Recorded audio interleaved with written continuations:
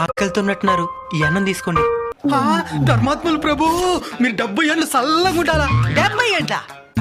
100 ఏండ్లు కదా. 100 ఏళ్ళు ఇప్పుడు ఎవడు బతుకుతున్నాడు?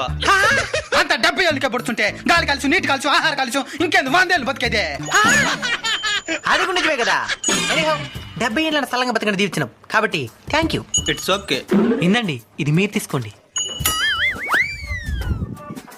ఒక థ్యాంక్స్ కూడా లేదా? నీకు థ్యాంక్స్ కావాలా, పుణ్యం కావాలా? థ్యాంక్స్ కావాలంటే థ్యాంక్స్ చెప్పాలంటే నువ్వే మాకు థ్యాంక్స్ చెప్పాలా? అదేంటా?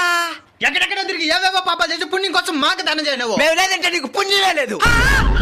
మంచి చెడ్డ ఆలోచించకుండా పాపాలు చేసే మీరెక్కడా? మీరు ఇచ్చింది తీసుకుని మీకు పుణ్యం ప్రసాదించే మేమెక్కడరా? భిక్షం అడుక్కోవాలన్నా మేమే, మీకు పుణ్యాన్ని భిక్షంగా పడేయాలన్నా మేమే.